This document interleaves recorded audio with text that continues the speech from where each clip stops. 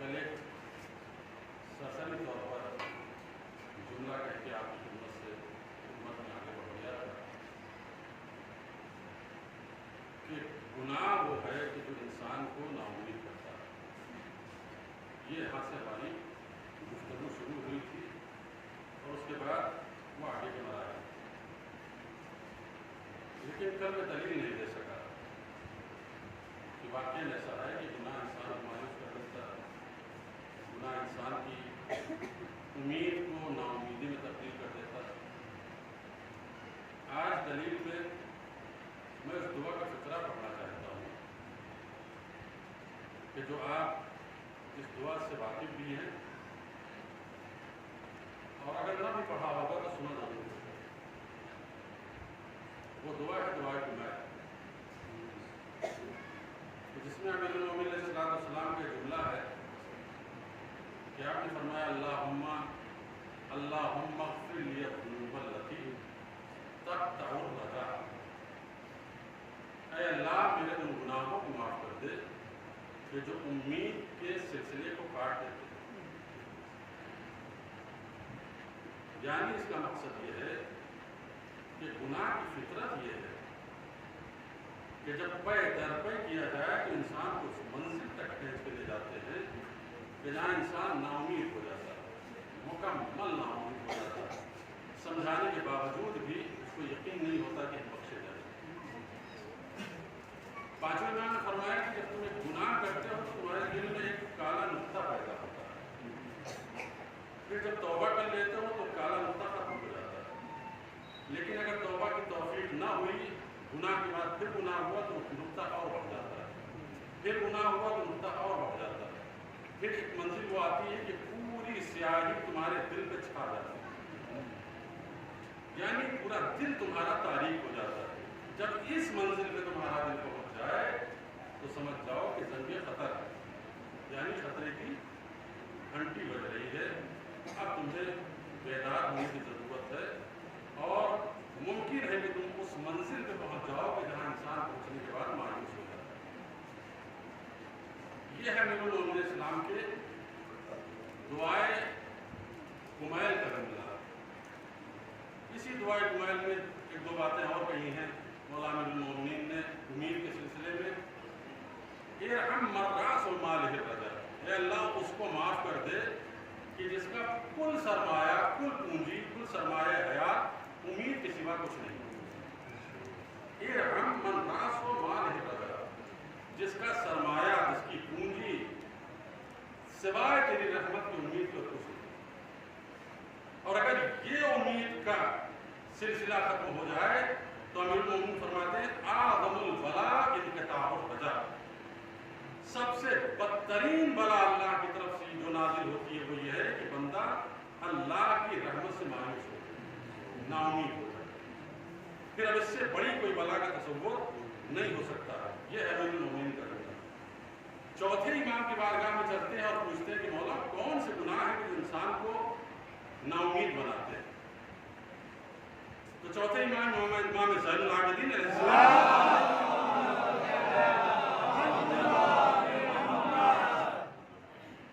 چار گناہوں کا تذکرہ کیا کہ یہ وہ گناہ ہیں کہ جو تمہیں نا امیدی کی منزل پہ لے جاتے ہیں۔ یعنی لاکھ سمجھانے کے باوجود عالم دین بھی کوئی سمجھائے تو تمہارے ذہن میں، تمہارے دل میں یہی بات ہر جگہ کر جائے گی کہ نہیں، اب ہم نہیں بخشے جائیں۔ پہلا گناہ کیا ہے کہ جو ہمیں نا امید کرتا ہے؟ فرمایا الیأس، جو امید کو کاٹ دیتا ہے۔ الیأس من رحمت اللہ، اللہ کی رحمت سے مایوسی انسان کو نا امید کر دیتی ہے۔ جب نا امید ہو جاتا ہے، مایوس ہو جاتا ہے اللہ کی رحمت سے، تو پھر امید باقی نہیں رہتی، کوئی کرن اس کے ہاں نظر نہیں آتی، کوئی جھروکا دکھائی نہیں دیتا کہ اس کے ذریعے سے اب ہماری بخشش ہو سکتی ہے۔ یہ پہلا گناہ، اور اتنا بدترین گناہ ہے یہ الیأس من رحمت اللہ، اللہ کی رحمت سے مایوسی کہ یقین جانیے کہ انسان مشہد اور کربلا جانے کے بعد بھی امام حسین، امام مظلوم کے یا امام معصوم کی زری کے بوسے دینے کے لیے تیار نہیں ہوتا، صرف اس تصور سے کہ ہم وہاں جا کے کیا کریں گے، اب تو ہماری بخشش ہونی نہیں۔ مشہد میں ایک جوان ماں باپ لے کر آئے اس کو، غور سے سنیے اس کو۔ یعنی یہ کتنا خطرناک مرحلہ ہے کہ جہاں پر انسان مایوسی کی منزل میں پہنچ جاتا ہے تو پھر امام معصوم کے زری کے قریب جانے سے ڈرتا ہے۔ مجلس تو دور کی بات ہے، فرش عزت معمولی چیز ہے اس کے لیے، وہ امام معصوم کے زری کے قریب جاتے ہوئے ڈرتا ہے نا اب ہم کو کوئی نہیں بخشوا سکتا۔ بوڑھے ماں باپ جوان بیٹے کو لے کے آئے مشہد کہ چلو جو ہمارے ساتھ اجازت کے لیے، وہ آیا مشہد میں 5-6 دن رہا، اس کو ساتھ میں لے کر آتے ہیں، صحن میں آ کر رک جاتا ہے، صحن کے آگے اس کا قدم نہیں بڑھتا۔ ماں باپ کہتے ہیں چلو میرے ساتھ، اتنی دور سے آئے ہو، خرچ کیا ہے تو میں لے کر آئے صرف اسی مقصد کے لیے کہ امام کی زیارت کے لیے چلو۔ وہ کہتا ہے کہ نہیں، کیا کروں گا چل کے، جانے کا کوئی فائدہ نہیں، مجھے معلوم ہے کہ میرا گناہ نہیں بخشا جائے گا۔ یہ خطرناک منزل ہے کہ اس کے لیے امام معصوم فرما رہا ہے کہ ڈرو اللہ کے، مایوس کبھی نہ ہونا۔ اس لیے میں بار بار آپ سے کہہ رہا ہوں کہ دیکھیے عذاب الہی سے ڈرانے سے اتنا انسان راہ راست پہ نہیں آتا جتنا اللہ کی رحمت کے آثار دکھانے کے بعد انسان ہدایت کو قبول کرتا ہے۔ محبت پیدا ہوتی ہے اللہ سے جب رحمت کی بات کی جائے، اور جب عذاب کی بات کی جائے تو دوری اختیار کرتا ہے۔ یہ معصوم کا فارمولہ ہے جو ہم کو بتایا گیا کہ تم اللہ کی طرف عذاب دکھا کے نہ بلانا، رحمت الہی کا جلوہ دکھا کے لوگوں کو دعوت دینا، تبلیغ کرنا۔ تو وہ مایوس ہو گیا، کیا کروں گا جا کے۔ اتنے میں ایک مولانا تھے، وہاں مجلس پڑھ رہے تھے، وہ منبر سے اترے، جب اترے تو یہ جوان سیدھے بھاگا ہوا ان کے پاس آیا، کہا قبلہ مجھے بچائیے، اور سارا پتہ ہو رہا ہے، پتہ نہیں کیا کرتا، کہا کیا ہو گیا تم؟ کہا کہ اب ہمیں کوئی نہیں بچا سکتا۔ ارے بات تو بتاؤ کیا ہو گیا، کون نہیں بچا سکتا؟ کہا کہ ہم نے بہت بدترین گناہ کیا ہے، ہمیں یقین ہے کہ ہم بخشے نہیں جائیں۔ ان عالم دین نے کہا نہیں، ایسا دل نہیں ہے، دیکھو امام معصوم امام معروف کا روزہ ہے، جاؤ وہاں پر زمین میں غصہ دو، امام سے وعدہ کرو کہ گناہ نہیں کرو گے آئندہ، تمہارے گناہ معاف کر دیے جائیں گے۔ اس نے کہا کہ نہیں، ہم وہاں نہیں جا سکتے، ہمیں یقین ہے کہ وہ بھی ہم کو قبول نہیں کرے۔ شیطان اتنا حاوی ہو جاتا ہے قلب و جگر پہ کہ وہ اچھی بات سننے کے لیے تیار نہیں ہوتا ہے۔ وہ لاکھ سمجھا رہے ہیں کہ نہیں جاؤ، امام رؤوف ہے، امام کریم ہے، کریم ابن کریم ہے، وہاں پہ جا کے معافی مانگو، توبہ قبول ہوگی۔ وہ کہتا ہے نہیں، ہم نہیں جائیں گے۔ کہا کہ دیکھو تمہارا گناہ کتنا بھی بڑا ہو لیکن بخش دیا جائے گا۔ تم اللہ کو، تم قرآن کو اللہ کا کلام مانتے ہو نہیں مانتے؟ کہا بے شک مانتا ہوں۔ کہا جو کچھ قرآن میں ہے اس کو مانتے ہو؟ کہا اس کو بھی مانتا ہوں۔ تو کہا میں قرآن کی آیت پڑھ رہا ہوں جو تمہارے لیے بشارت ہے، اور تمہیں مایوس نہیں ہونا چاہیے۔ کہا کون سی آیت؟ عالم دین نے پڑھا کہ لا تقنطوا من رحمت اللہ ان اللہ یغفر الذنوب جميعا، اللہ کی رحمت سے مایوس نہ ہونا، اللہ تمہارے سارے گناہوں کو معاف کر دے گا، سارے گناہوں کو۔ آپ مجھے بتائیے ماں باپ کی توہین کرنے سے بڑا گناہ کیا ہو سکتا ہے؟ اگر خدا نخواستہ کوئی ہاتھ نہیں اٹھاتے اپنے والدین کے اوپر، اس سے بدترین عذاب گناہ کیا ہو سکتا ہے؟ لیکن قربان جائیے اہل بیت اس وقت طہارت کی تعریف پر، کوئی بڑے سے بڑا گناہ کا مرتکب اہل بیت کے پاس آیا تو انہوں نے پھٹکار کے بھگایا نہیں، اس کو بٹھایا، راہ حل بتایا۔ ایک انسان کے جو باپ کے اوپر جس نے ہاتھ اٹھایا پورا بدن شل ہو گیا، ہلنے کے لائق نہیں ہے۔ امیر المومنین کو پتہ چلا، دیکھنے گئے، کہا کیا ہو گیا؟ کہا مولا میری مدد کیجیے، یا علی میری مدد کیجیے، بہت بڑا گناہ ہو گیا۔ امیر المومنین نے فرمایا دعائے مشلول پڑھو، اللہ تمہارے باپ کا دل نرم کر دے گا۔ یہ جو کہا جاتا ہے کہ مایوس نہ ہونا، تو کبھی کبھی آپ کے ذہن میں تصور آتا ہے کہ حق الناس کیسے اللہ معاف کر دے گا؟ اس طریقے سے معاف کرتا ہے۔ اس بندے اتنا گڑ گڑا کے دعا کیجئے کہ اللہ اس کے دل میں رحم پیدا کر دے کہ وہ خود سے معاف کر دے کہ ہم نے معاف کر دیا۔ اس بیٹے کو مولا امیر المومنین نے مشورہ دیا کہ جاؤ دعا مشلول پڑھو، دعا مشلول پڑھتا رہا۔ باپ کو طرح سایا ایک محبت اللہ نے ڈالی اس کے دل میں، اس نے باپ نے دعا کی پروردگار میں نے اس کو معاف کیا۔ جیسی باپ نے دعا کی فوراً اس کا دل صحیح سالم ہو گیا۔ اب عالم دین کہہ رہے ہیں کہ مایوس نہ ہو، لا تقنطوا من رحمت اللہ، اللہ کی رحمت سے مایوس نہ ہونا، اللہ ان اللہ یغفر الذنوب جميعا، اللہ تمہارے سارے گناہوں کو معاف کر دے گا۔ اللہ وہ کہتا ہے کہ جناب حاجی آغا یہ آیت ہمارے لیے نہیں ہے، یہ ہمارے لیے نہیں ہے، ہم کو پتہ ہے کہ نہیں بخشے جائیں۔ انہوں نے کہا کہ پیغمبر کی شفاعت پہ بھروسہ ہے، کہا ہاں بھروسہ ہے، کہا قرآن کہہ رہا ہے کہ سوف یعطیک ربک فترضی، اللہ تم کو روز قیامت ہے پیغمبر اتنا اختیار دے گا شفاعت کا، اتنی شفاعت کرو گے، اتنی شفاعت کرو گے کہ تم راضی ہو جاؤ گے اپنے رب سے، تو تم پیغمبر کی شفاعت پہ بھروسہ کرتے ہو؟ کہا ہاں ہے بھروسہ، لیکن ہمیں پیغمبر کی شفاعت نہیں ملے گی۔ اچھا سنیے، میں اپنا گناہ بتاتا ہوں، پھر آپ فیصلہ کیجئے کہ میرا گناہ بخشا جائے گا کہ نہیں۔ بھائی انہوں نے مجھے ہاتھ رکھا، نہیں خبردار، اللہ نے منع کیا ہے کہ اپنا گناہ کسی بندے کے سامنے نہ بیان کرو۔ اللہ نہیں چاہتا کہ اس کے بندے رسوا ہو، اللہ نہیں چاہتا کہ اس کے بندے ذلیل ہو، تم خبردار اپنا گناہ کسی نے بیان کرو۔ ہاں اگر بیان کرنا چاہتے ہو مصلی بچھاؤ، سجدے میں جاؤ اور اللہ سے راز و نیاز میں کہو پروردگار یہ گناہ کیا ہے، یہ خطا کی ہے، اللہ غفور رحیم کو بخش دے گا۔ کہا اللہ کہتا ہے کہ گناہ نہ بتاؤ گا؟ ہاں۔ امیر المومنین کے پاس ایک شخص آیا، اس نے کہا یا علی میں نے بدکاری کی ہے۔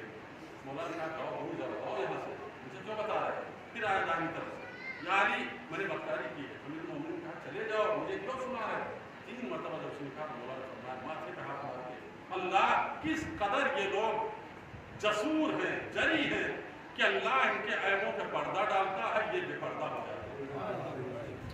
اللہ چاہتا ہے کہ ان کا پردہ پڑا رہے ان کے عیب کے اوپر، ان کے گناہوں کے اوپر۔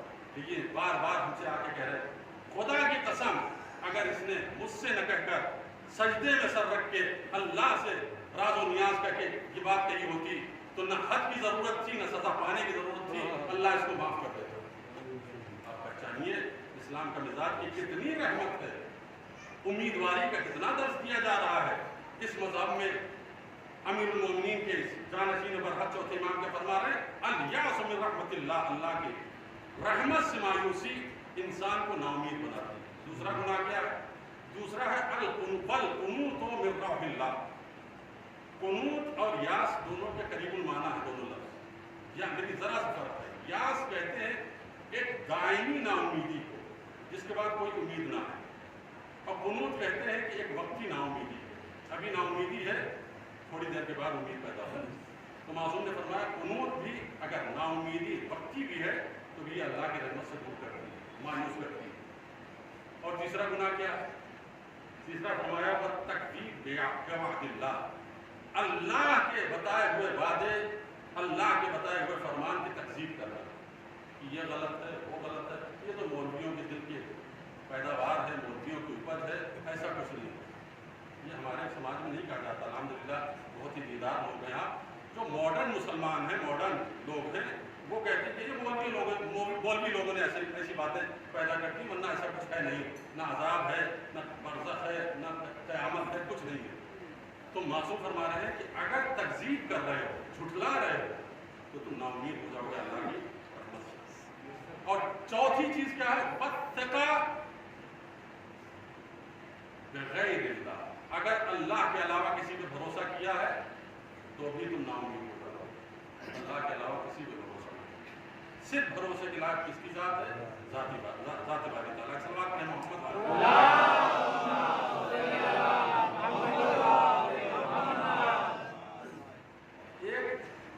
نبی گزرے ہیں بنی اسرائیل، ان کا نام نہیں ہے، تاریخ میں نام نہیں لکھا، صرف اتنا لکھا کہ نبی۔ اچھا، ان کو صبح پتہ نہیں کیا رات میں ایک ذہن میں خیال آیا، معصوم سے نبی تھے، تو حالانکہ جو خیال ان کے ذہن میں پیدا ہوا اس کا جواب اللہ نے دیا۔ خیال یہ تھا کہ انہوں نے ہاتھوں کو بلند کر کے اللہ سے دعا کی، یا اللہ مجھے بتا دے کہ میری بستی میں سب سے بدترین آدمی کون ہے، میری بستی میں سب سے بدترین آدمی کو مجھے دکھا دے۔ اور اس کے بعد دوسرا سوال میرا یہ ہے کہ یہ بتا دے کہ میری بستی میں سب سے بہترین آدمی ہے۔ دیکھیے، رحمت پر اور امیدواری پہ میری گفتگو ہو رہی ہے۔ اللہ کی رحمت، اللہ کی رحمت سے امیدواری، آس لگانا، یہ اسلام کا، قرآن کا میسج ہے، اور کربلا کا بھی یہی میسج ہے کہ اللہ کی رحمت سے کبھی ناامید نہ ہونا۔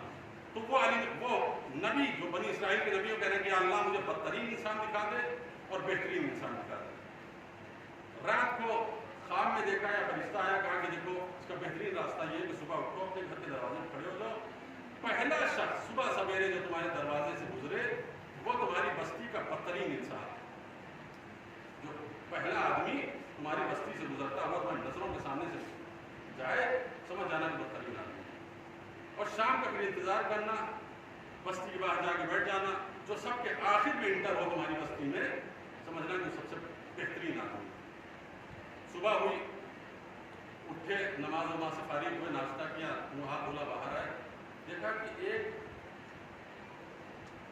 ادھیڑ عمر کا انسان اپنے ساتھ ایک پیدل چلنے والے بچے کو، مطلب اتنا چھوٹا بھی نہیں تھا کہ گود میں چلے، پیدل چل سکتا ہے، وہ ان کے ساتھ چلا جا رہا ہے۔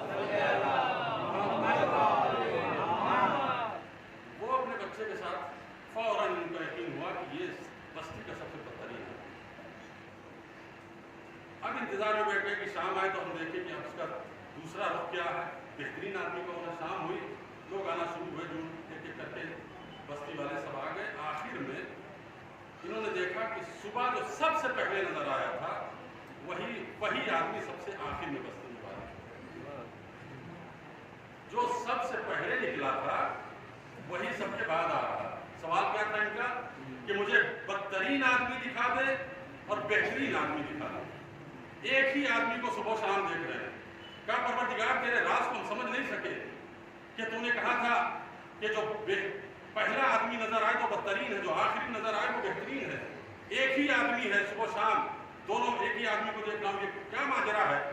تو فرشتہ آیا، کہا کہ میرے نبی جب یہ بستی کے باہر اپنے کھیت میں پہنچا اپنے بچے کے ساتھ، کھانا کھا کے جب اپنے کھیت میں بیٹھا تو اس کے بچے نے اپنے باپ سے پوچھا، بابا زمین کتنی وسیع ہے، کتنی بڑی ہے؟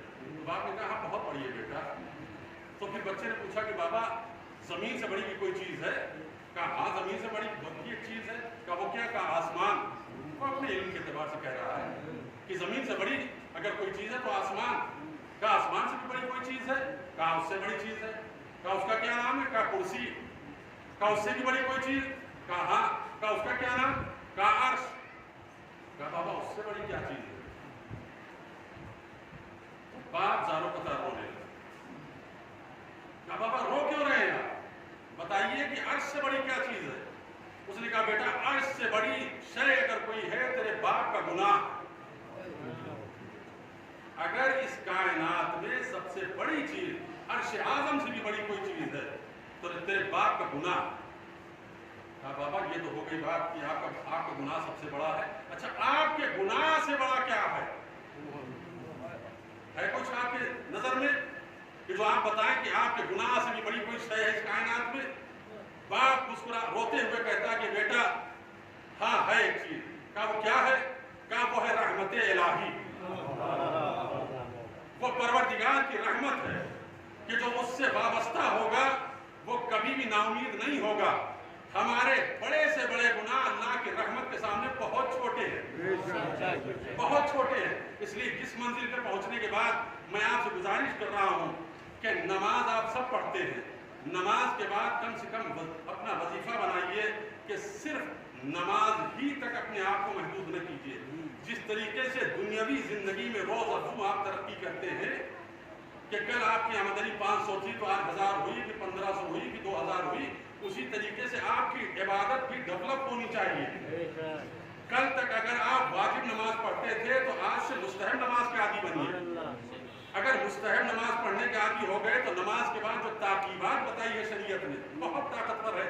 یہ تاکیبات کہ جو ہماری زندگی کو چینج کر دیتی ہے، ان تاکیبات کو پڑھنا شروع کیجیے. ایک چھوٹی سی تاکیب کہ جو ہر نماز واجب کے بعد مشترکہ طور پہ معصوم نے فرمایا کہ اس کو پڑھا کرو. آپ سرچ کیجئے گا، ایک لفظ لکھیے گا انٹرنیٹ پہ، اِنَّا مَغْفِرَتَكَ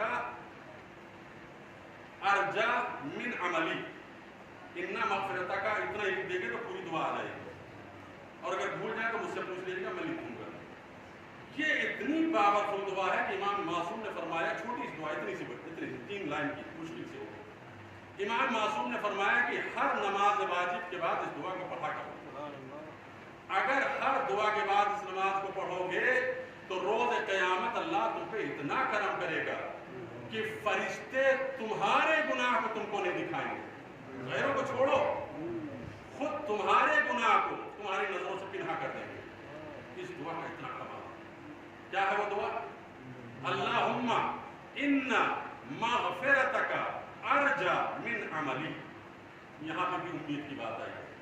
میری گفتگو امید پہ ہو رہی ہے نا، تو اس دعا میں بھی امید کا لفظ استعمال ہوا کہ میرے پروردگار میں اپنے عمل سے زیادہ تیری مغفرت سے امید رکھتا ہوں. یہ دعا کی ورڈنگ ہے، یہ ترجمہ ہے دعا کا کہ میں اپنے عمل سے زیادہ، اپنی نمازوں سے زیادہ، اپنے روزوں سے زیادہ، اپنی عزاداری سے زیادہ، اپنے ماتم سے زیادہ، اپنے زنجیر زنی سے زیادہ ہم تجھ پہ یقین رکھتے ہیں، امید رکھتے ہیں کس چیز پر؟ تیری رحمت پر. پروردگار تیری رحمت پر اپنے عمل سے زیادہ امید رکھتا ہوں. اور اے میرے رب اس لیے امید رکھتا ہوں کہ تیری رحمت وسیع ہے. ان کان ذنبی عظیما. توجہ کیجئے گا دعا کے اس فکرے پر. ان کان ذنبی عظیما فعفوک اعظم من ذنبی. اے اللہ اگر میرا گناہ بہت بڑا ہے، مانتا ہوں کہ میرا گناہ بہت بڑا ہے، تو کیا تیری بخشش سے زیادہ بڑا گناہ ہے؟ تیری معافی سے بڑا گناہ ہے؟ تیری معافی تو کہیں زیادہ بڑی ہے. عفوک اعظم من ذنبی. تیری عفو، تیری معافی، تیری مغفرت، تیری بخشش، تیری رحمت میرے گناہ سے کہیں بڑی ہوئی ہے. اے رب ان لم اکن اہلا ان ابلغ رحمتک. اے پروردگار اگر میں اس قابل نہیں ہوں، مجھ میں اہلیت نہیں ہے، مجھ میں صلاحیت نہیں ہے کہ میں تیری رحمت تک پہنچ سکوں. توجہ کیجئے گا اس دعا کے فکرے پر. اے اللہ اگر مجھ میں یہ صلاحیت نہیں ہے، میں بد کردار ہوں، گنہگار ہوں، مجرم ہوں، خطا کار ہوں، گناہوں کی وجہ سے مجھ میں یہ صلاحیت نہیں ہے کہ تیری رحمت کے پاس جا سکوں، تو کوئی بات نہیں ہے. فرحمتک، اے میرے اللہ فرحمتک. ایک صلوات پڑھیں محمد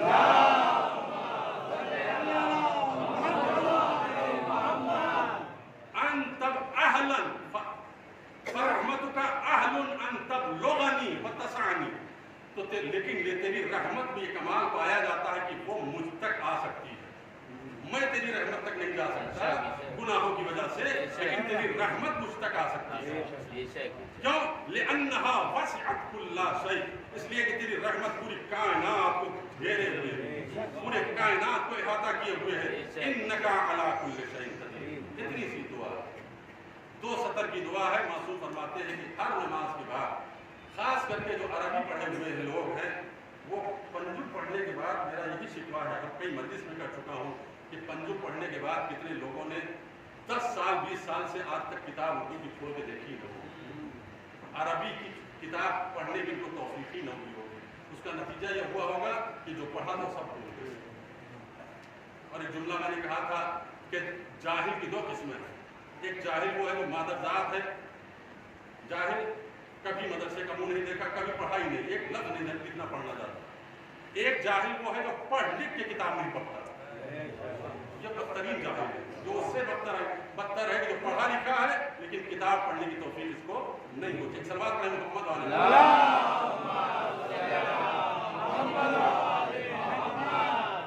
मुताले का शौक पैदा करिए, कम से कम एक दुआ आप पढ़िए, इतने वसूल बना लीजिए अपनी जिंदगी का। छोटी सी दुआ, बहुत दुआ, बड़ी दुआ ना पढ़िए कि दुआ कुमाल शुरू कीजिए और बार बार बर्फ पलट के देखते जाइए कि अभी 2 बर्फ बाकी है खत्म होने में, अभी 3 बर्फ बाकी है खत्म होने में। अगर इस तरीके से पढ़ रहे हैं तो मौला अमीर मोमिन फरमाते हैं कि इस दुआ पढ़ने का कोई फायदा नहीं। अगर 2 सतर की दुआ पढ़ रहे हैं, तवज्जो के साथ पढ़ रहे हैं, तो अमीर मोमिन फरमाते हैं कि अल्लाह की नजर में बहुत महबूब है। एक सलवात पढ़े मोहम्मद।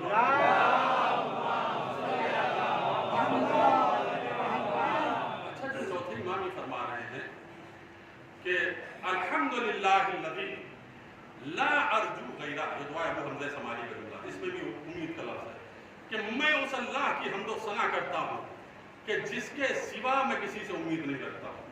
मैं सिर्फ उसी की तारीफ करता हूँ और उसके सिवा किसी से उम्मीद नहीं रखता। वइन वलो रजऊ तो गैरा लअखलफा रजाई, अगर उसके अलावा किसी से उम्मीद करता तो वो मुझे नाउम्मीद कर देगा। मैं किसी से उम्मीद इसलिए नहीं करता हूँ कि किसी से करूँगा तो नाउम्मीद कर देगा। ये चौथी इमाम फरमा है, मैं उससे उम्मीद लगाता हूँ तो कभी नाउम्मीद नहीं करता। ये आप कह सकते हैं दावा है। दलील अब सुन लीजिए इमाम के किरदार से। जो ये दुआ मकाम दुआ में अल्लाह को खिताब करके कह रहा मैं तेरे सिवा किसी से उम्मीद नहीं करता हूँ, उसके अमल की मंजिल ये है कि काबे के करीब तवाफ कर रहे हैं और मदीने में आपके घर पे हाकिम मदीना ने कब्जा कर लिया। एक शख्स आया इमाम सईद सज्जाद के पास, मौला एक आदमी को मैं जानता हूँ जो अभी अभी इंटर हुआ है काबे के तवाफ के लिए, इसका हाकिम मदीना से बहुत अच्छा लिंक है, आप इसको सिफारिश कीजिए, इससे कहिए हाकिम से बात करके आपका मकान खाली करा देगा। इमाम ने क्या फरमाया दुआ में कि मैं उसकी हम्द करता हूँ जिसके सिवा किसी से उम्मीद नहीं करता हूँ। ये कह रहा है कि हाकिम से ये जाके कह देगा आपका घर मिल जाएगा। इमाम ने फरमाया क्या कहा तूने? काबे के करीब खड़े होकर मैं अल्लाह से, उससे इंसान से दूर की बात, मैं अल्लाह से दुनिया मांगने में शर्म करता हूँ। इंसान तो दूर, अल्लाह से दुनिया का सवाल करते हुए शर्म करता हूँ। हया आती है कि अल्लाह से काबे के करीब खड़े होकर दुनिया मांगो। यहाँ पे दुनिया नहीं मांगता हूँ अपने रब से, तो बंदे से क्या मांगूंगा? ये है उस उम्मीद का मैसेज और पैगाम जो चौथे इमाम दे रहे हैं।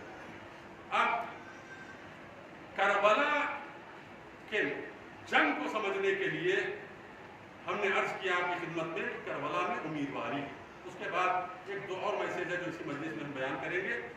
अगर हम उम्मीदवार होना चाहते, अल्लाह की रहमत से कभी मायूस नहीं होना चाहते, तो बेहतरीन रास्ता मैं आपको बता रहा हूँ कि कुरान से मायूस हो जाइए। कुरान से मायूस हो जाइए, कम से कम नहीं ज़्यादा पढ़ सकते, रोजाना 5 आयतें जरूर पढ़िए। मैं इससे ज़्यादा नहीं कह सकता हूँ आपको, क्योंकि छठे इमाम ने फरमाया कि 50 आयतें पढ़ा करें। कम से कम हर मोमिन को रोजाना 50 आयतें छठे इमाम ने ताकीद की है कि पढ़ना चाहिए। मैं तखफीफ करके गुजारिश कर रहा हूँ आपसे कि 50 नहीं पढ़ सकते तो कम से कम 5 आयतें पढ़िए। अच्छा 5 भी नहीं पढ़ सकते तो जो सूरे आपको याद है उनके आदी हो जाइए। बिस्तर पे जाने पे के बाद सोने से पहले कम से कम 2-3 काम करके सोया करिए। मुझे मालूम है कि इस वक्त मजलिस का ट्रेंड कुछ और चल रहा है, शायद आपको अच्छा ना लगे इस तरीके की बात करना, लेकिन इसलिए कि मुकम्मल खामोशी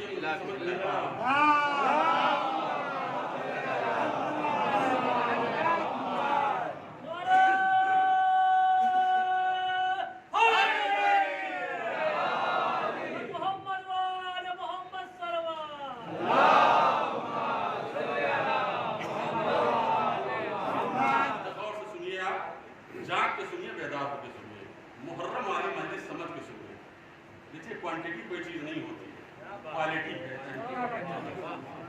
क्वांटिटी अगर 50 मजलिसें आप कर रहे हैं, सब मजलिस में सो रहे हैं, तो इसी मजलिस में क्या फायदा। एक मजलिस कीजिए, जाग के कीजिए, बेदार होकर कीजिए। ये अमीरुल मोमिनीन का मैसेज अभी नहजुल बलागा का मैंने आपके सामने पढ़ा कि अमीरुल मोमिनीन फरमा रहे हैं मुख्तसर हो लेकिन क्वालिटी वाला हो। तो आप बेदार होकर सुनिए, 3-4 काम जरूर कर लिया कीजिए सोने से पहले। उसको मजलिस न समझिए, दर्स अखलाक समझिए।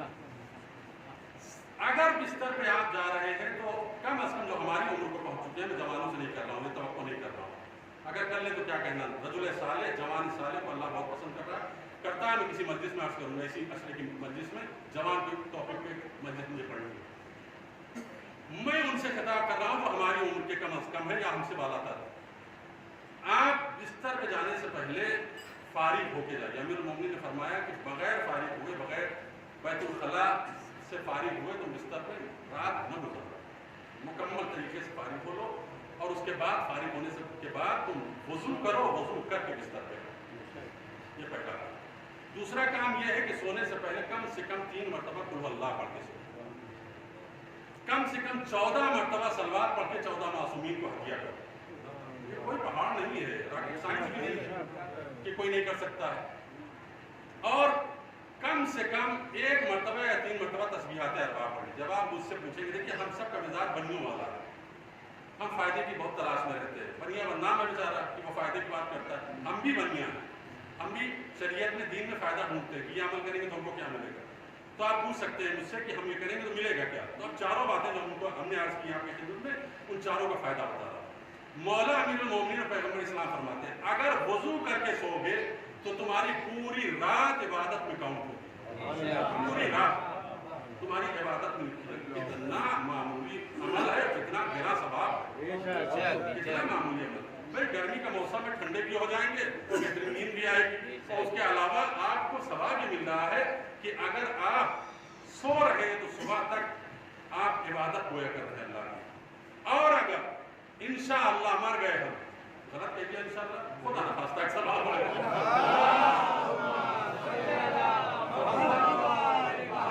अगर उसी रात हम मर गए तो मासूम फरमाते हैं कि शहीद काउंट किए जाओ। एक छोटे से अमल का 3 चुल्लू पानी लगना, कुछ ज्यादा नहीं, बदन भी ठंडा, अल्लाह भी खुश, हम भी खुश, और सवाब भी मिल रहा है गिरा कर।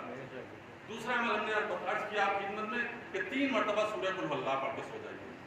3 मरतबा कुल अल्लाह पढ़ के सोने तो क्या होगा, मासूम ने फरमाया पूरे खत्म कुरान का सवाल है, पूरे खत्म कुरान। 1 कुल अल्लाह 10 पारा, 2 कुल अल्लाह 20 पारा, 30 कुल अल्लाह 30 पारा। कितना मुख्तसर अमल, कितना गिरा सवाब। और 14 मरतबा जब सलवात पढ़ेंगे 14 मासूमीन से, तो आप अइम्मा मासूमीन के शफाअत के हकदार हैं।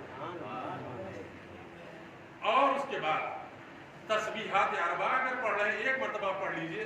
और अगर आप बहुत ज्यादा दरख्त लगाना चाहते हैं जन्नत में, तो जितना ज्यादा पढ़ेंगे उतना ज्यादा दरख्त लगते चले जाएंगे जन्नत में। इसलिए कि मासूम ने फरमाया कि तस्बीहात अरबा जितना तुम पढ़ोगे उतना ज्यादा दरख्त तुम्हारे जन्नत में लगा दिए जाएंगे। एक शख्स ने कहा कि रसूल अल्लाह, हमने तो बहुत दरख्त लगा लिया है। पैगंबर ने फरमाया लेकिन आग भेज के जला भी दिया। कहा वो कैसे? कहा कि तुम इधर पढ़ते हो, उधर बाहर निकल के मोमिन की रीवा शुरू कर देते हो, तो जितने दरख्त वो तुमने लगाए थे सब जल के राख हो जाते हैं। सलवात पढ़े मोहम्मद।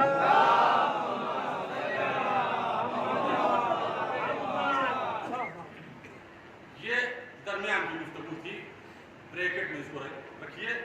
हमारा टॉपिक ये है कि करबला से हमको उम्मीदवारी मिलती है, करबला से एक बेहतरीन लेसन और मिलता है, क्या है?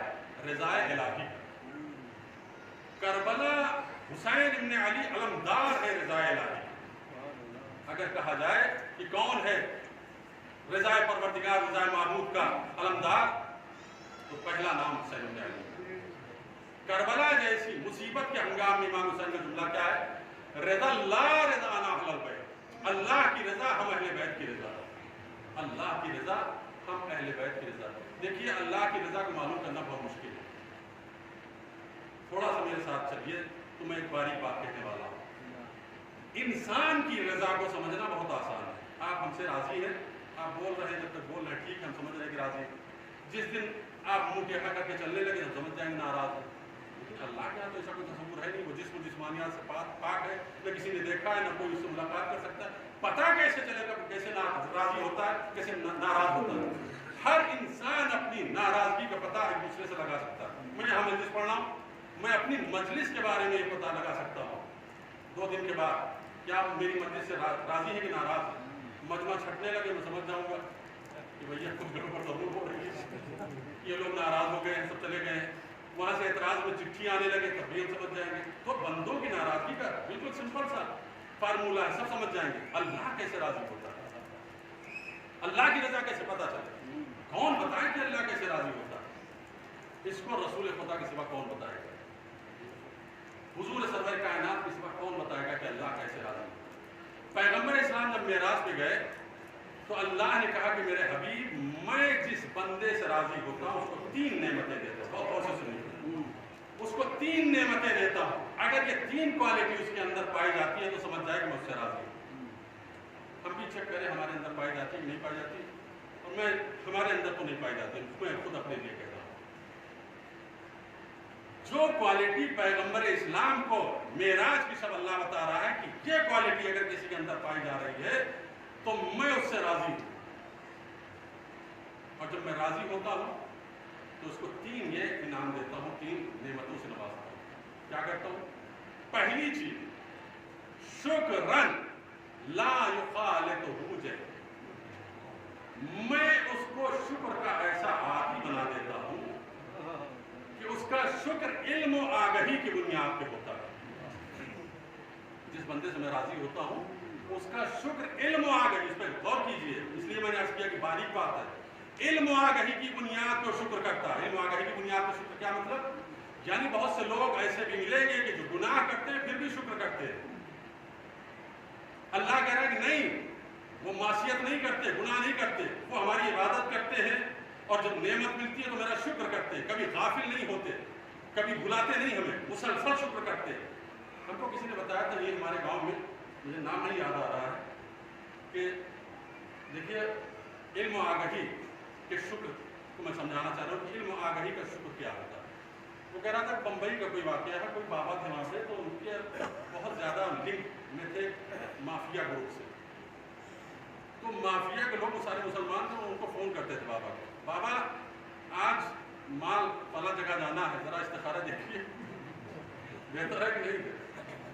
तो बाबा इस्तिखारा देखते थे और कहते थे इंशाअल्लाह बेहतर है, मंजिल पे पहुँच जाएगा। तो वो मंजिल पहुँच जाता था तो मालिक शुक्र करता था, या अल्लाह तेरा शुक्र है। ये भी एक शुक्र है कि नहीं? शुक्र। मालिक कहता था या अल्लाह तेरा शुक्र है। तो ये शुक्र नहीं, इल्म आगही की बुनियाद पर शुक्र, मासियत के साथ ना हो, इबादत के साथ शुक्र। और दूसरा इनाम क्या देता हूं मैं उसको? दूसरा इनाम ये देता हूं कि ला युखालितुहु निस्यान, जिक्र ला युखालितुहु निस्यान, एक ऐसा जिक्र उसको अता करता हूं कि जो हमेशा हमारे जिक्र में मसरूफ रहता है, कभी हमसे गाफिल नहीं होता, कभी हमको भूलता ही नहीं। वो उठते बैठते मुझे याद करता है, वो सोते जागते मुझे याद करता है। अब मुझे बताइए, ये क्वालिटी हमारे अंदर है कि सुबह शाम हम अल्लाह को याद करें, हम इल्म आगही के साथ अल्लाह का शुक्र अदा करें। ये 2 मंजिल। तीसरी मंजिल क्या है? तीसरी मंजिल ये है कि हम उसको मोहब्बत अता करते हैं। मोहब्बतन ला युसिरु अला मोहब्बती मोहब्बतल मखलूकीन, मैं उसको एक ऐसी मोहब्बत अता करता हूँ कि मेरी मोहब्बत पर कायनात की तमाम मोहब्बतों को कुर्बान कर देता है। कौन? जिससे मैं राजी होता हूँ, जिससे मैं राजी होता हूँ उसको ऐसी मोहब्बत अता करता हूँ कि मेरी मोहब्बत पर किसी मोहब्बत को वो तरजीह नहीं देता है। बेटे की मोहब्बत, बीवी की मोहब्बत, माल की मोहब्बत, जायदाद की मोहब्बत, खानदान की मोहब्बत, सबको कुर्बान कर देता है। इस हदीस की रोशनी में करबला समझना कितना आसान है। जिससे हम राजी होते हैं उसको ऐसी मोहब्बत अता करते हैं कि अब मेरी मोहब्बत दुनिया के किसी की मोहब्बत पे कुर्बान नहीं करता है, हर मोहब्बत को मेरी मोहब्बत पे कुर्बान कर देता है, हर मोहब्बत को। अल्लाह की कसम, इस हदीस का मिसदाक हुसैन की जात के अलावा हमें कोई नजर नहीं आता। करबला के मैदान में जब मोहब्बत ऐसी अता करता है अल्लाह, तो बंदे की ज़बान पे फिक्रा होता है رخصت آخر کے لیے خیمے کے دروازے پہ آتا ہے. فقرہ کیا ہوتا ہے؟ اپنے معبود کو خطاب کر کے کہتا ہے الہی ترکت الخلق طرا فی ہواک وعیتمت عیالی لکی اراک. اے اللہ پوری کائنات چھوڑ کے آ رہا ہوں, پوری کائنات چھوڑ رہا ہوں, اپنے بچوں کو یتیم کر رہا ہوں صرف تیری محبت میں, اپنے بچوں کو یتیم کر رہا ہوں صرف تیری محبت میں. علی اکبر کو قربان کر رہا ہوں تیری محبت میں, قاسم کا لاشا اٹھا رہا ہوں تیری محبت میں, عباس کے کٹے ہوئے شانے اٹھا رہا ہوں تیری محبت میں. اللہ کہہ رہا ہے میں جس سے راضی ہوتا ہوں محبت عطا کرتا ہوں. یہ محبت حسین کو عطا ہوئی کہ ایسی محبت کہ جہاں آواز دی جا رہی پروردگار میں اپنے بچوں کو یتیم کر رہا ہوں صرف تیری محبت کے لیے. یہ پہلا فقرہ ایک ہی فقرہ تھوڑی ہے محبت کے مظاہرے کے لیے. فقرے جملے کے بعد جملے حسین ادا کر رہے ہیں. یہ بیٹے کو ششما ہے بیٹے کا لاشا. ابھی مصائب کی منزل پہ نہیں آیا ہوں میں, فضائل کی منزل پہ ہوں. ششما ہے کا لاشا لے کر خیمے کی طرف آ رہے ہیں اور جملہ کیا ہے؟ الہی حوّنا لی الامر لعنہ بعینہ. اے اللہ یہ مصیبت بھی بہت آسان مصیبت ہے, یہ مصیبت بھی بہت آسان مصیبت ہے. کیوں؟ اس لیے کہ تیری نگاہوں کے سامنے ہو رہی ہے, تو دیکھ رہا ہے اس مصیبت کو, تو دیکھ رہا ہے, بس میرے لیے یہی کافی ہے. تو میرا سید و سردار ہے, تو میرا مالک ہے, میرے لیے یہی کافی ہے. یہ مصیبت کیا ہے؟ بیٹے کی لاش اٹھائے اور اللہ کا شکر اس انداز سے کوئی کرے. کون ہے حسین کے سوا؟ یہ دوسرا جملہ. اور تیسرا جملہ جوان بیٹے کو مقتل کی طرف بھیج رہے ہیں تو کیا فرماتے ہیں؟ اللہم اشہد قد برزا الیہم غلام اشبہ الناس خلقا وخلقا ومنطقا. اے اللہ تو گواہ رہنا, اے اللہ تو گواہ رہنا. ہر جگہ اللہ سے خطاب ہے کہ نہیں ہے؟ بھئی آپ توحید کہاں تلاش کریں گے کربلا کے علاوہ؟ توحید آپ کو کہاں ملے گی حسین ابن علی کے در کے سوا؟ اے اللہ تو گواہ رہنا میں اس بیٹے کو مقتل میں بھیج رہا ہوں جو صورت میں, سیرت میں, رفتار میں, گفتار میں تیرے نبی کی مشابہ ہے. کیا پیغمبر نے فرمایا کہ شب معراج اللہ نے کہا تھا کہ میں جس سے محبت کرتا ہوں, جس سے راضی ہوتا ہوں, اس کو ایسی محبت عطا کرتا ہوں کہ میری محبت پہ ساری محبتوں کو قربان کر دیتا ہے. حسین ابن علی نے قربان کیوں قربان کیا؟ اس پہ غور کیجیے. اب اس پہ بھی بحث ہو کہ کیوں قربان کیا. حسین ابن علی نے, بھائی پوری کائنات تھی, تنہا حسین کیوں گئے؟ ہے نا سوال مقام لمحہ فکریہ. اس کا جواب بھی حسین نے کربلا میں دیا. الہی لا معبود غیرک, الہی لا رب غیرک ولا معبود سواک. تیرے سوا کوئی رب نہیں ہے اور تیرے سوا کوئی معبود نہیں ہے. ادعوک محتاجا, ایک محتاج تجھ سے دعا مانگ رہا ہے. وارغب الیک فقیرا, ایک فقیر تیری بارگاہ میں آ رہا ہے. حسین اللہ کے مقابل میں خود کو فقیر سمجھ رہے, یعنی جو کچھ تو نے عطا کیا ہے پروردگار یہ سب تیرا ہی تو ہے. علی اکبر کو تو نے دیا ہے, عباس کو تو نے دیا ہے, قاسم کو تو نے دیا, تو یہ سب تیری راہ میں قربان. حسین ابن علی قربان کر رہے ہیں. ایک سوال پڑھیں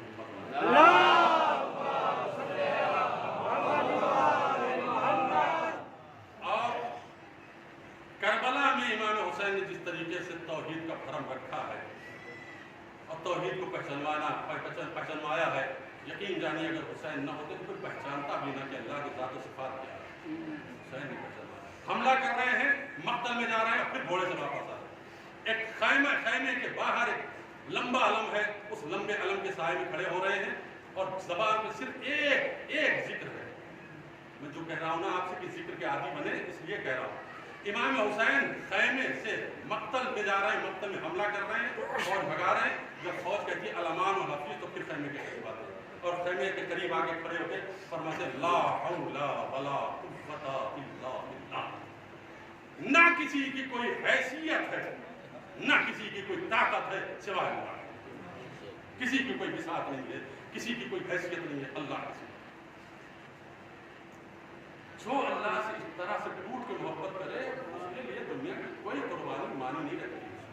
ہر قربانی آسان. یہ کہتے ہیں اور واپس آتے ہیں. دیکھیے لا حول ولا قوت کی بات آ گئی تو بات آپ سن لیجیے. یہ اتنا زبردست ذکر ہے کہ 5ویں امام, 4تھے امام, 6ٹھے امام, ہمارے کئی اماموں نے فرمایا کہ نماز صبح کے بعد اور نماز مغرب کے بعد 7 مرتبہ تسبیح سیدہ کے بعد 7 مرتبہ لا حول ولا قوت الا باللہ العلی العظیم اگر آپ پڑھ لیں گے تو 70 قسم کی بیماریوں سے محفوظ رہیں گے. 70 قسم کی بیماریوں سے. یہ بہت ہی معمولی نسخہ ہے, اس کو آپ عمل میں لائیں گے. نماز صبح نماز مغرب کے بعد تسبیح سیدہ پڑھنے کے بعد 7 مرتبہ سے لا حول ولا قوت الا باللہ العلی العظیم پڑھیں گے. معصوم فرماتے ہیں 70 قسم کی بلاؤں سے اللہ تمہیں محفوظ رکھے گا. اللہ کی قوت کا مطلب کیا ہے؟ کوئی مجھے بتائے گا کتنی دیر ہو گئی؟ کسی نے گھڑی دیکھی تھی؟ ایک سوال محمد علیہ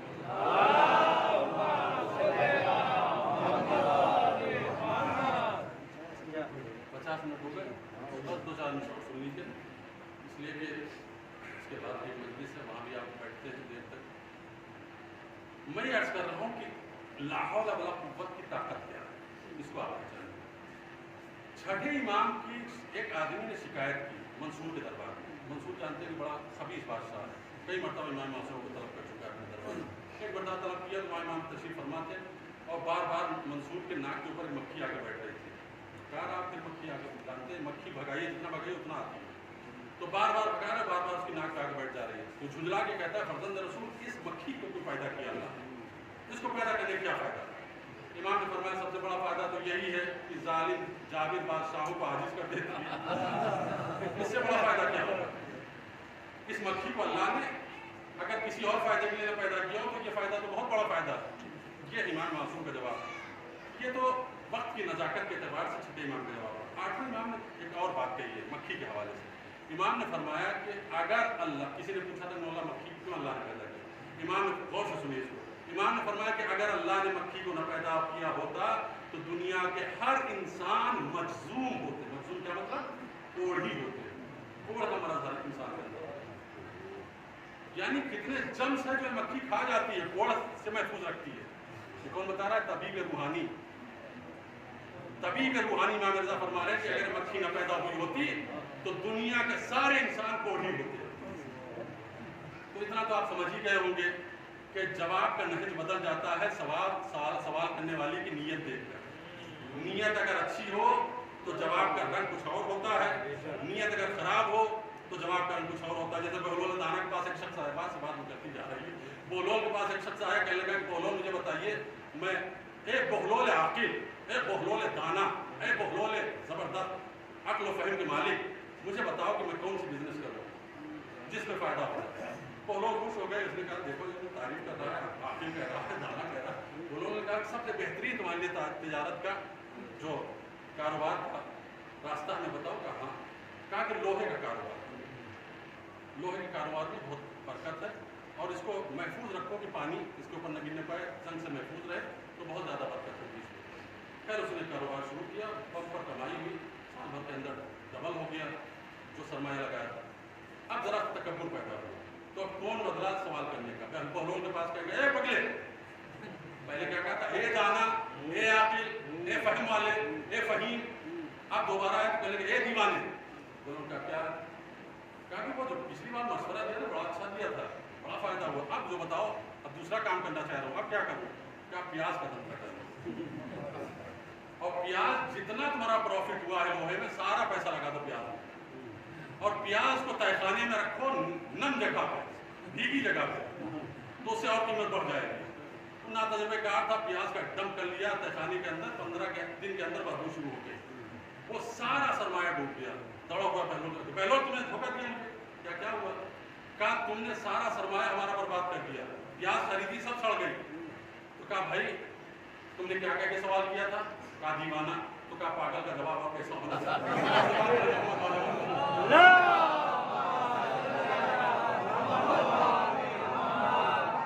تو منصور کے دربار میں شخص آیا, چھٹے امام کی شکایت کر رہا, کہنا کہ دیکھو وہ اسلحہ جمع کر رہے ہیں, تمہارے حکومت کو خطرہ ہے, وہ پلٹنے والے ہیں تمہارا تختہ. منصور نے قاصد بھیج کے امام کو طلب کر لیا. کہا امام آئے, کہا بلایا, کہا سنا ہے آپ اسلحہ جمع کر رہے ہیں؟ کون کہہ رہا؟ بھائی جو سامنے کھڑا ہے کہہ رہا. امام کا جھوٹا ہے. نہیں میں جھوٹ نہیں بول رہا ہوں, سچ کہہ رہا ہوں. امام کا جھوٹ نہیں بول رہا تو قسم کھاؤ. توجہ کیجیے, میں کیا سمجھانا چاہ رہا ہوں.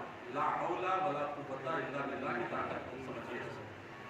छठे इमाम ने कहा कि बता, अगर तू झूठ बोल रहा है तो कसम खा, सच बोल रहा है तो कसम खा। तो कहता है कि नहीं, हाँ कसम खाएंगे, तो क्या की बात है, इनकार कर नहीं सकता कि मंसूर सजा देकर कि तुमने झूठ क्यों लगाई। तो उसने कहा कि मैं कसम खाता हूँ, वल्लाही बिल्लाही तल्लाही वल आलिमुल गैब व शहादा व रहमानुर रहीम, वो पूरा अल्लाह के अल्काब आदाब के साथ कसम खाने लगा कि इमाम मासूम इमाम जाफर सादिक अपने घर में असलहा जमा कर रहे। इमाम ने फरमाया नहीं नहीं, ठहरो ठहरो, इतनी जल्दी न करो कसम खाने में, यूँ नहीं, जैसे मैं बताऊँ वैसे कसम खाओ। आप कैसे बता रहे हैं? इमाम ने फरमाया कि तुम कसम खाओ कि अगर मैं झूठ बोल रहा हूँ तो अल्लाह की हौल व कुव्वत से बाहर निकल जाऊं, तो करें आप, अल्लाह की हौल व कुव्वत से, ला हौला वला कुव्वत, अल्लाह की हौल व कुव्वत से बाहर चला जाऊं, अपनी हौल व कुव्वत में दाखिल हो जाऊं। चला, इसमें क्या बात है? परे तो मिन हौलिही व कुव्वत, इमाम ने कहा देख, अगर इस तरह से कसम खाएगा तो जुम्बिश नहीं कर पाएगा, मर जाएगा। कहा कि अरे न जाने कितने डराने वाले आए, मैं कसम खाता हूँ, कसम खा। उसने कहा बरे तो मिन हौलिही व कुव्वत, मैं अल्लाह के हौल व कुव्वत से बाहर निकल रहा हूँ। जैसे ही कहा फौरन जमीन पे गिरा, मर गया। मंसूर हैरान, ये क्या किया आपने, कैसे मर गया?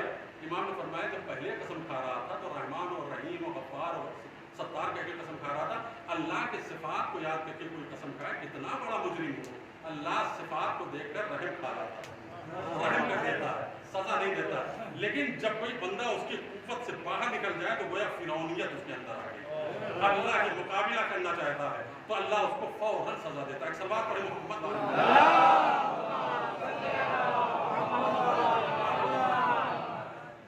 आज शबे अव्वल मुहर्रम, बहुत कुछ कहना है लेकिन 10 तारीख से 10 दिन बाकी है, बहुत कुछ कहूँगा आपकी खिदमत में बयान करना है। अब मैं मसाइल की मंजिल में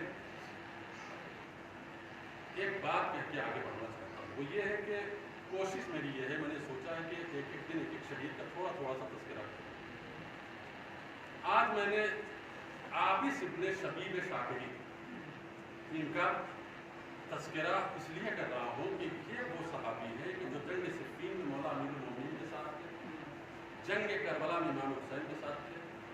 जब जनाब मुस्लिम कूफा पहुँचे हैं, सबसे पहले जनाब मुख्तार के घर में खड़े होकर जनाब मुस्लिम के हाथों में जिसने बैत की, उस शख्स का नाम आबिस इब्ने शबीब शाकिरी। सबसे पहला शख्स जनाब मुस्लिम के हाथ पर इसने बैत की और कहा कि ए मुस्लिम, ए फर्जंद, अहले बैत के घराने से ताल्लुक़ रखने वाले, मैं कसम खाता हूँ, कोई साथ दे या ना दे, मैं आपकी हिमायत में तलवार चलाऊंगा, मैं आपका दिफा करूंगा, दुश्मनों को कत्ल करूंगा और आपकी हिमायत में मर जाऊंगा। ये मैं मेरा वादा। जब इन्होंने वादा किया तो इनके बाद जनाब हबीब इब्ने मज़ाहिब, इनके बाद पहला नाम है जनाब हारिस, दूसरे मंजिल पे जनाब हबीब खड़े हुए। उसके बाद फिर एक जंबे गफीर आया कि जो बैत करने लगा, 18,000 कूफियों ने बैत की। उसी एक बैत के बाद जनाब मुस्लिम को यकीन हो गया कि अब ये सब वफादार हैं, हमारा साथ देंगे। तो उन्होंने ख़त वहीं से लिखा कि फर्जंद रसूल, मेरे मौला, मेरे आका, मेरे सैयद व सरदार इमाम हुसैन, आप तशरीफ़ लाइए, इसलिए कि कूफे वालों ने बैत कर लिए।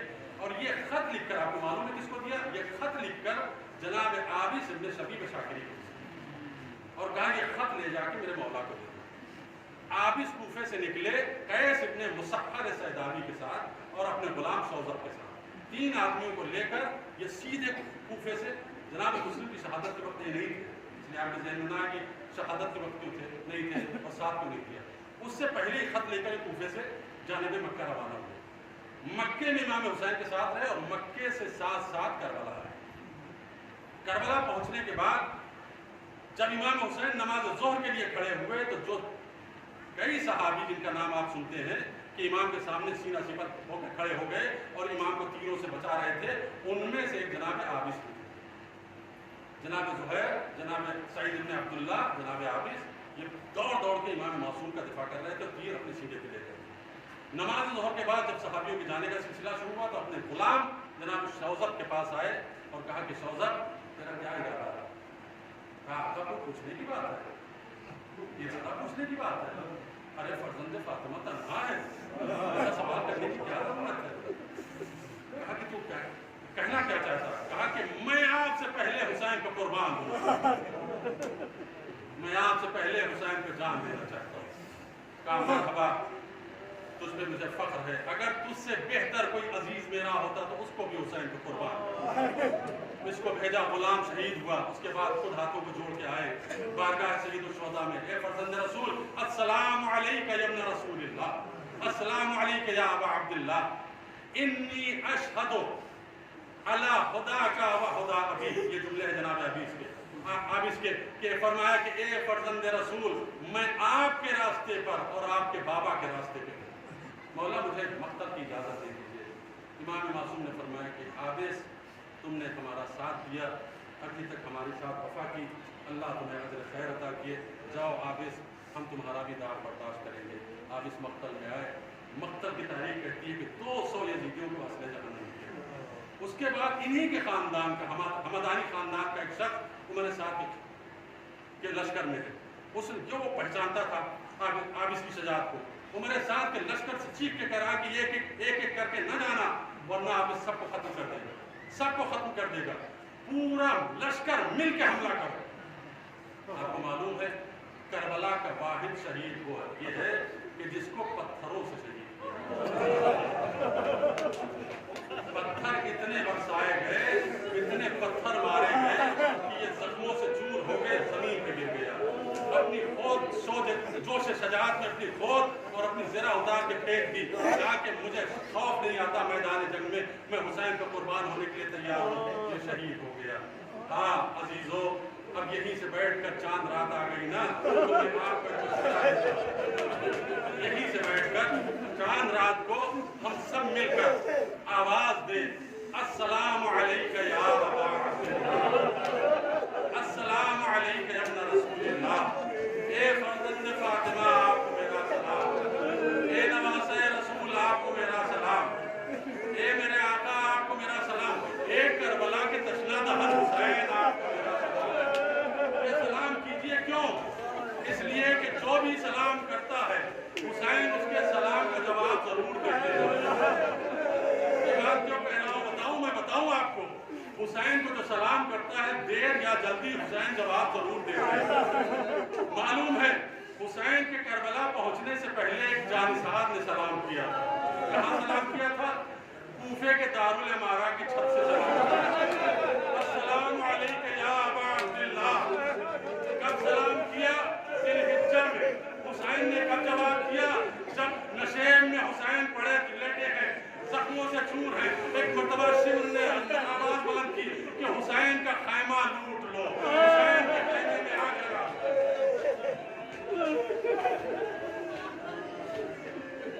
شمر نے آواز بلند کی کہ حسین کے خیمے میں آگ لگا دو، تو ایک مرتبہ سیدہ کے لال نے کوہنیوں کے بل زور دے کر سر بلند کیا اور کھڑے ہو گئے، نقاہت اتنی تھی کہ کھڑے نہیں ہو سکتے تھے، کوہنیوں کے بل ایک مرتبہ سر بلند کیا اور سر بلند کرنے کے بعد فرمایا، اے آل ابو سفیان، اگر بے دین ہو تو بے غیرت تو نہ بنو، اور ابھی میں زندہ ہوں، میری بیٹیاں اس خیمے میں، میری بہنیں اس خیمے میں، میری زندگی میں اس خیمے میں آگ نہ لگاؤ۔ اور اتنا کہنے کے بعد اس جملے کو یاد دلا رہا ہوں، مسلم نے کیا کہا تھا؟ السلام علیکہ یا ابا عبداللہ۔ حسین نے نشیب میں کوہنی پر زور دے کے کہا، اے مسلم کہاں ہو؟ میرا خیمہ جل رہا۔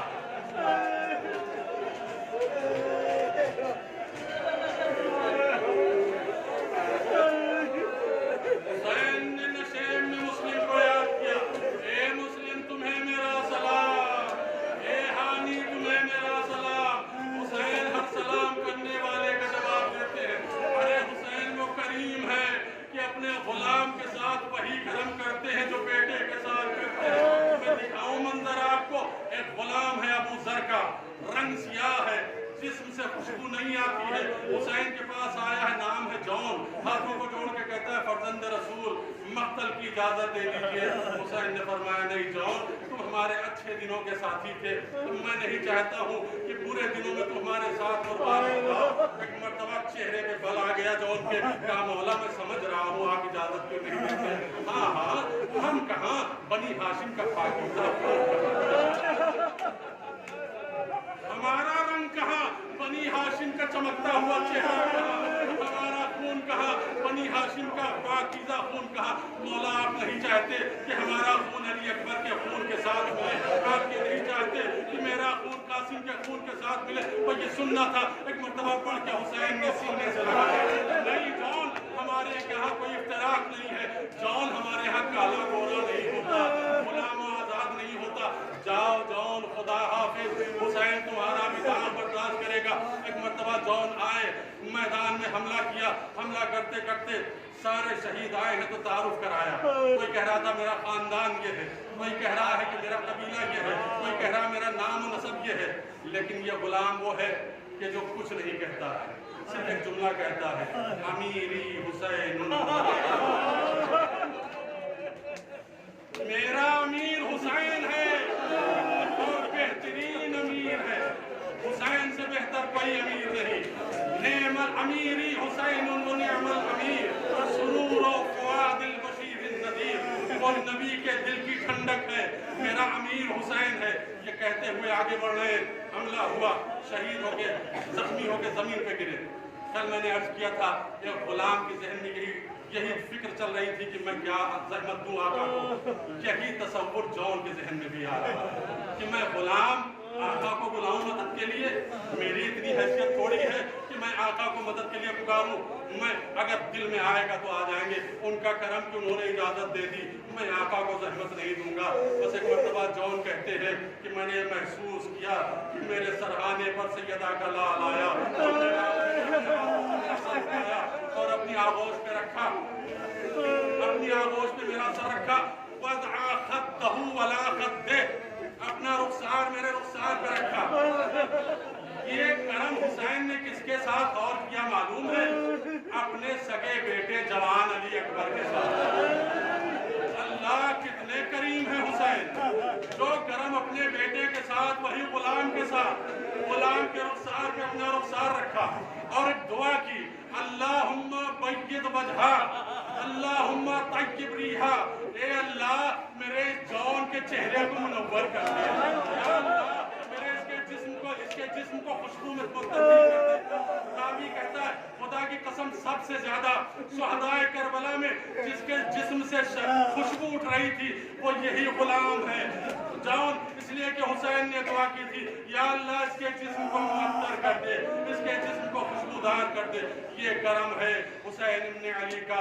ए हुसैन तुम्हें सलाम, ए हुसैन